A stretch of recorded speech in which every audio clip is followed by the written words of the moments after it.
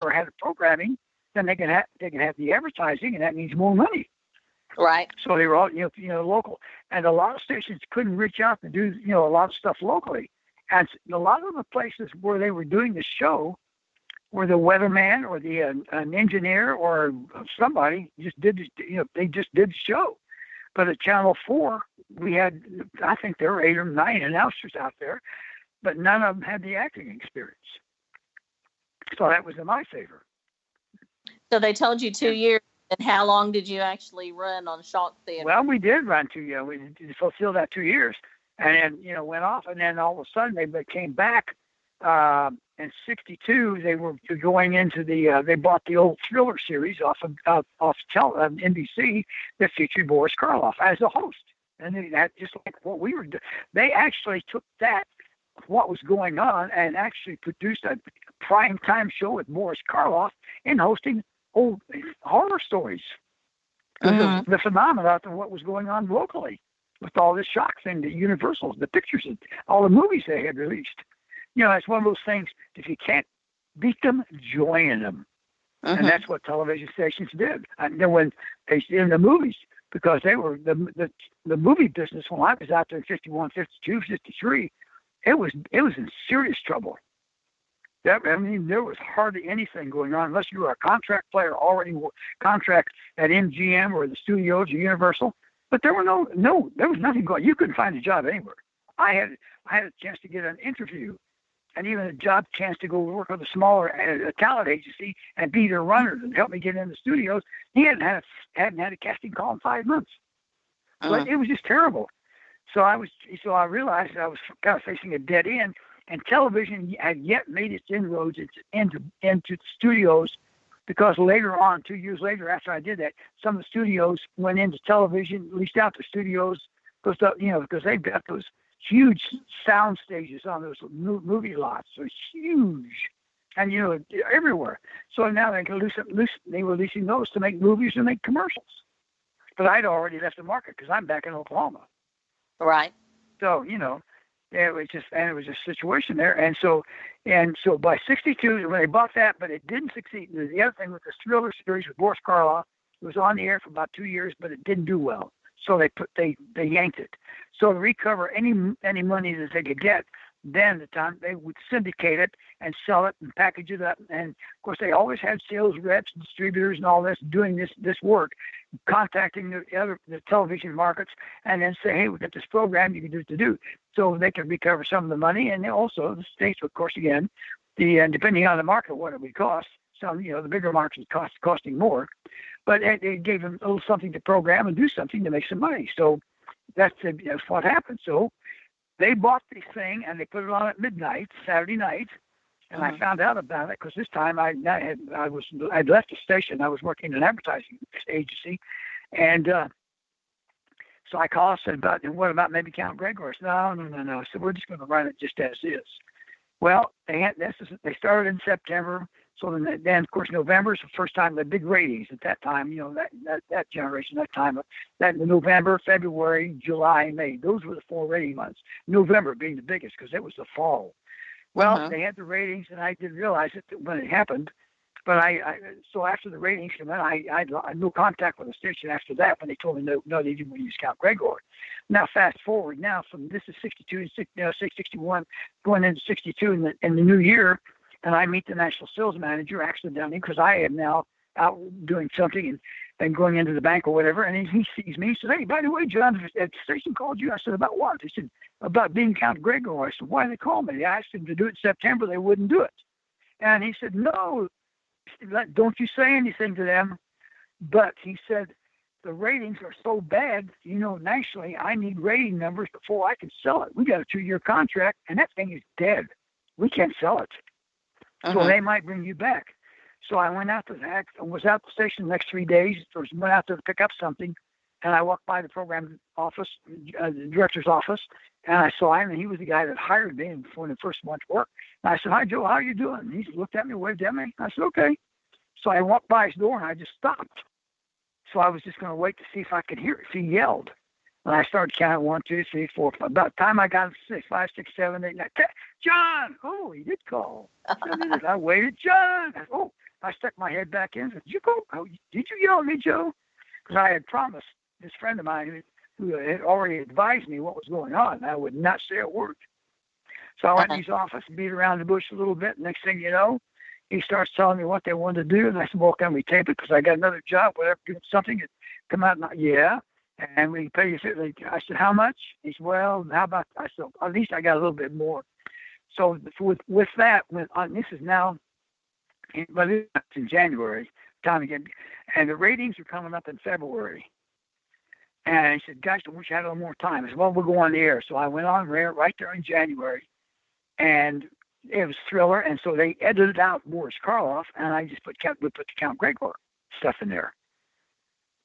Well, with time we did that, and the February ratings come out and they'd have the ratings, which they would do all month long, and it took about 3 weeks or a month then before they compiled all this and got the rating books out to the stations. So now I'm over at Norton Brothers because I got a sales job over there, which is better than I've had, and I would like to be in sales. So I knew the Norton people, and it was all that. So I was out there, and I got a phone call one day. I said, oh, it's John Ferguson. And all I heard was, you did it, baby. You did it, baby. I said, well, who is this? I said, what did I do? He said, this is Nick. I said, oh, Nick. Okay. And he's the one that told me, again, at that early time, about what was going to happen.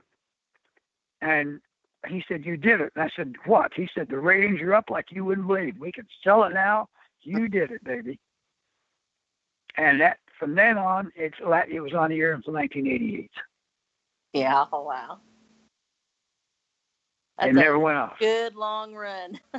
What made it eventually go off the air? What made it end? It was time. What happened basically was the fact that when I was at Channel 43 and I was on, and one of the sales guys, a friend of mine, says, I've been over there sales manager. And he says, John, he said, do a favor, can you go back and got your name or a list or find out and pick out 6 titles of the original Universal package. Pick out the 6 you'd like to use, or 6 you could do, because we can do that one time. This is, again, 1988. And once after we do this, and each one of those shows, when we get through just that 1 week or that one run, they will never be released to the local stations again. It will not be available. And that's because of the expanse of cable and movie stations and the movies like, AMC or HBO, TCM with Turner. I mean, remember, Turner bought all those studios and those movies, and that, so they were not going to be distributed ever again to local TV stations. Mm-hmm. And that was the end of it. What 6 you picked? And I think I picked out Bride of Frankenstein, the Wolfman, the Invisible Man, whichever, because I had some favorites there that do that, and picked out those, whatever, I can't remember.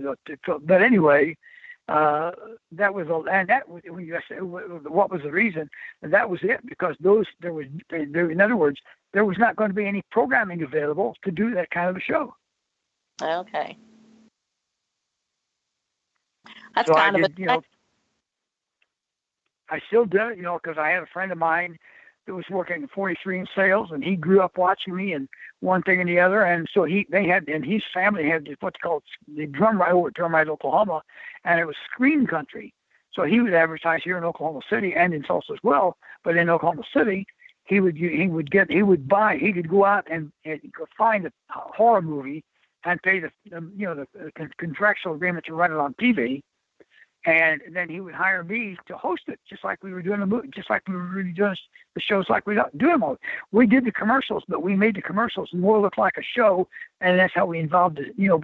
Like for one time, we were all out in the woods behind the Channel 43 in the dark, and with my friends and Mr. Aiden, Dr. Digby, and they were always conflicting me and contrasting me, and always pulling the wool over my eyes. They were always conning me. So we trying to find our way to Drum Right and get good over there, because we didn't want to miss the horror trail. So this was the whole night. Every time we did it was a commercial, but we were still doing part of the show, like we were still trying to get there and going through the woods and everything. Yeah. So we made a show out of it. I did that for 4, 5, 6 years. Yeah. And then I was on cable with him for another 9 months when he was over in cable, and we recreated I have a 2008. We made a DVD, and on it we recreated the 50th. What was it? Yeah, 50th anniversary, 2008. And we went out and got costumes over there, and we went in black and white and got the costumes, and we did the 50s, 60s, 70s, and 80s. Wow. We recreated them all. Well, I know you still try to go to a lot of the, for lack of a better word, I'm going to say like comic cons, to the conventions and. Oh yeah. Yeah. CinemaCon, and I've done that for years. And a friend of mine, Art Sunday, and when he's in Tulsa, he went over there, but the shows never functioned in Tulsa as well, so he moved over here, and then he had the Underground Monster Carnival and did that for about 6 or 7, 5 or 6 years. Right. So still out and about. So where at in Oklahoma do you live? Which town? In Moore. I had my at the time when we moved down here in '95, my oldest daughter was married and had 2 grandsons and everything, and we were up north and up in Deer Creek, and it was so bad and her health was not good, so we just tried to get closer, go around. And of course, my youngest daughter Pam still lives with me, because when she was 20 years old, 1986. And she was at Channel 43 working in the programming department, and I was still sales manager at 43 at that time. And she went to a horse show on Saturday, horse tripped, fell on her, twisted her brainstem, and she was in pretty bad condition and not even expected to survive the night. And on a coma scale of 10, she was 9 at that time, but she did survive that night and the next night. And so bottom line is it took a while, and she was in the hospital from March to August, and in a coma for about 2 months. Oh, wow. And it affected her physically, much like a stroke victim would see, with the left side really bad and one thing and the other, because that was where the severe damage was. But she came through all of that, and still doing rehab, and it's been a journey. It has been a journey. Well, and she's been with me. She's been at home. My wife passed away in 2009. She's the one that had the heart surgery, and that heart surgery she had in 1953 lasted 53 years, and they didn't even know what when she went up there to do what they were going to do, and they had to go in sideways. They couldn't from the side underneath the rib cage, underneath the arm, go in sideways to do that because they hadn't yet learned they could go through the sternum. Uh-huh. So there was just a lot of things. But anyway, she had a valve mitral valve replacement in 2006. But dementia also had already set in, and so for the last 3 years she was in a nursing home. So she passed away in 2009. But Pam has been home all this time, because even though she got married, they're married, and they got the upstairs and everything. So they have it works out. So she and her husband works, but I can still be there with her, help her out, and do whatever I need to do. Oh, okay. Well, that's good. So we're still doing it, and matter of fact, I was a Norman librarian in Cheltenham. I was on the campus. They're already talking about coming down there in October to do a talk and speech. So I'm going to the Comic-Con to 29th coming up, and so we'll be there and make a personal appearance. So I still have capable travel. Hey, you should I like come that. down and you should come down and join us at one of our events we have. We try to do them about every 2 weeks, and you should come down here and ghost hunt with us. Yeah, I can do that. What? Fine, I can. Well, I just kind of awesome. remind me sometimes when we can work out. Well, I'm doing a little bit better since I had the back, because I'll tell you that before that I couldn't have done it, because I was not able to stand up that long. The energy and everything, and the pain, and sometimes my legs would even go numb. The pinch, that nerve was bad. And now that I had that surgery done, and June the 14th, and I'm sitting here all propped up, and the pain was seriously. After I got through with that, and I must say, Dr. Sean Cook, the gentleman surgeon that did this, when I got through, they got me up out of surgery and walked me down the hall, and it's like somebody had just taken a switch and shut the pain switch totally off. that's great. And I'm able to stand up. I was out today with lunch with a friend of mine, and she